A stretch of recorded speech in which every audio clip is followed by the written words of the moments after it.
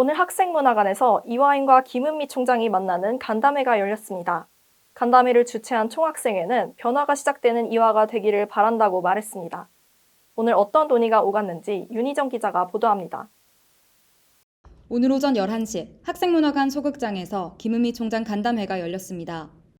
전체 학생 대표자는 다가올 총장 선거에 학생들의 의견이 반영되기 위한 기반을 만들고자 간담회 자리를 마련했다고 말했습니다. 김은미 총장 취임 이후 처음 열린 간담회에 이렇게 많은 이화인들이 모였습니다. 가장 먼저 월경 공결제에 대한 질문에 김은미 총장은 제도가 악용될 우려가 있다며 여전히 논의가 진행 중이라고 답했습니다. 총장과 학생 간 소통이 불만족스럽다는 의견에 대해서는 많은 노력을 했지만 쉽지 않았다고 말하며 오늘 간담회와 같은 자리를 정례화할 의향이 있다고 전했습니다. 간담회 라이브 송출과 영상 취재를 차단한 점에 대한 취재진의 질문에는 답변 내용이 교회로 확산될 경우 대외 이미지에 악영향을 줄 수 있기 때문이라고 답했습니다. 다가올 총장 선거에서 학생 투표가 반영되는 비율을 확대해야 한다는 질의에 김은미 총장은 조정이 쉽지 않을 거라 말했습니다.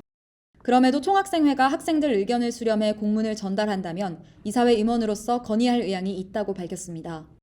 지난달 30일 EUBS에서 보도했던 무용과 전임교원 채용 관련 문제에 대해서는 여전히 채용이 진행 중이기 때문에 자세한 내용을 밝힐 수 없다는 입장을 고수했습니다.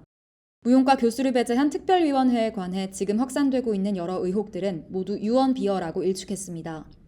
전공 필수 과목 정원이 충분치 않은 문제도 해결을 위해 노력 중에 있다고 밝혔습니다. 그러면서도 강사법 강화, 학령 인구와 대학 정원 감축의 영향으로 교원 수를 대폭 늘리기 어려운 상황을 설명했습니다. 수년째 제기됐던 채플에 대한 불만, 김은미 총장은 오늘 채플 축소에 대한 계획이 없다고 선을 그었습니다. 8학기 동안 주 1회 채플을 듣는 데에는 총 23시간밖에 소요되지 않는다며 사실상 그리 긴 시간이 아니라고 말했습니다. 기독교 사상을 완전 배제할 수는 없다고도 덧붙였습니다.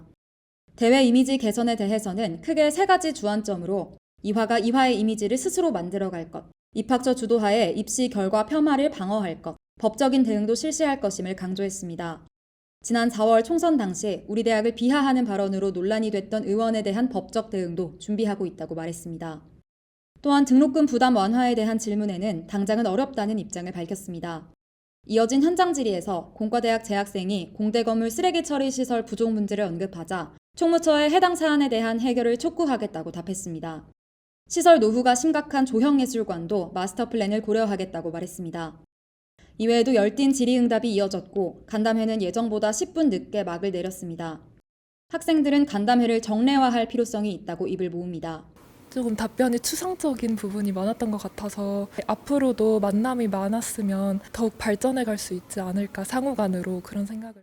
박서림 총학생회장은 오늘 답변받지 못한 부분은 총학생회가 직접 총장실로 전달해 서면 답변을 요청할 계획이라 말했습니다. 4,062명 이화인의 요구를 바탕으로 진행됐던 오늘 간담회.